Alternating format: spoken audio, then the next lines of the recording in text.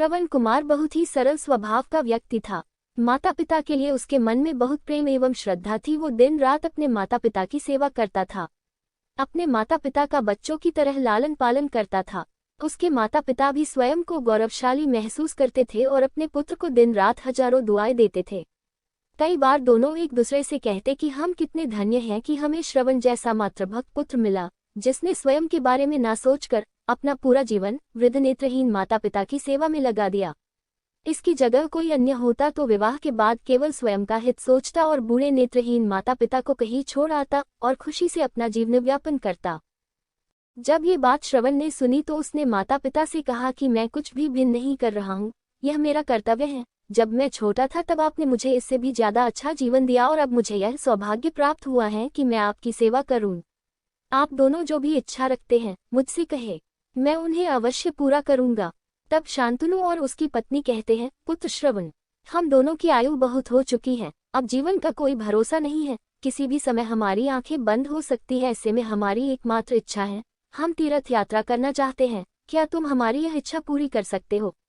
श्रवण कुमार अपने माता पिता के चरणों को पकड़कर अत्यंत प्रसन्नता के साथ कहता है, हाँ पिताश्री, यह तो मेरे लिए परम सौभाग्य की बात होगी कि मैं आप दोनों की इच्छा पूरी करूं। श्रवण अपने माता पिता को तीर्थ करवाने हेतु एक कांवड़ तैयार करता है, जिसमें एक तरफ शांतनु एवं दूसरी तरफ उनकी पत्नी बैठती है और कांवड़ के डंडे को अपने कंधे पर लादकर यात्रा शुरू करता है। उसके हृदय में माता पिता के प्रति इतना स्नेह है कि उसे उस कांवड़ का लेश मात्र भी भार नहीं लगता। अपने पुत्र के इस कार्य से माता पिता का मन प्रसन्नता से भर उठता है और वे पूरे रास्ते अपने पुत्र श्रवण को दुआएं देते चलते हैं।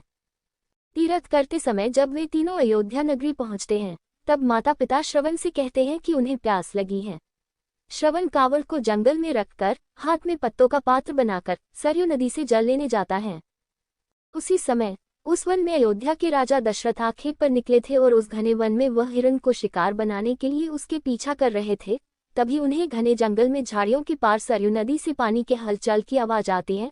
उस हलचल को हिरण के पानी पीने की आवाज समझकर महाराज दशरथ शिकार के उद्देश्य से तीर चला देते हैं और उस तीर से श्रवण कुमार के हृदय को आघात पहुंचता है, जिससे उसके मुंह से पीड़ा भरी आवाज निकलती है, जिसे सुन दशरथ स्तब्ध रह जाते हैं और उन्हें अनहोनी का एहसास होता है और वे भागकर सरयू नदी के तट पर पहुंचते हैं, जहां वे अपने तीर को श्रवण के हृदय में लगा देख भयभीत हो जाते हैं और उन्हें अपनी भूल का एहसास होता है।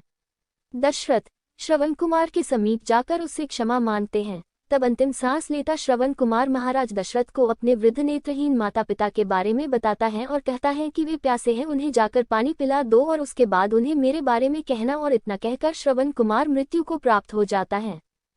भारी हृदय के साथ महाराज दशरथ श्रवण के माता पिता के पास पहुंचते हैं और उन्हें पानी पिलाते हैं। माता पिता आश्चर्य से पूछते हैं, उनका पुत्र कहाँ है? वे भले ही नेत्रहीन हो पर वे दोनों अपने पुत्र को आहत से ही समझ लेते थे। माता पिता के प्रश्नों को सुन महाराज दशरथ उनके चरणों में गिर जाते हैं और बीती घटना को विस्तार से कहते हैं। पुत्र की मृत्यु की खबर सुनकर माता पिता रोने लगते हैं और दशरथ से उन्हें अपने पुत्र के पास ले जाने को कहते हैं। महाराज दशरथ कांवड़ उठाकर दोनों माता पिता को श्रवण के शरीर के पास ले जाते हैं। माता पिता बहुत जोर जोर से विलाप करने लगते हैं। उनके विलाप को देख महाराज दशरथ को अत्यंत ग्लानि का आभास होता है और वे अपनी करनी की क्षमा याचना करते हैं। लेकिन दुखी पिता शांतनु महाराज दशरथ को श्राप देते हैं कि जिस तरह मैं शांतनु पुत्र वियोग में मरूंगा, उसी प्रकार तुम भी पुत्र वियोग में मरोगे। इतना कहकर दोनों माता पिता अपने शरीर को त्याग मृत्यु को प्राप्त हो जाते हैं। हमें यह कहानी यही शिक्षा देती है कि बिना लक्ष्य को देखे उसे भेदना कई बार आपको गलती का पात्र बना देता है और आप ना चाहते हुए भी दूसरों की डैक का कारण बन जाते हैं।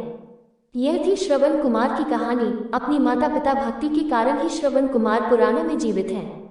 श्रवण कुमार सदैव अपनी मातृभक्ति के लिए जाने जाते हैं। उन्हीं की कहानी सुनाकर माता पिता अपने बच्चों को संस्कारित करते हैं।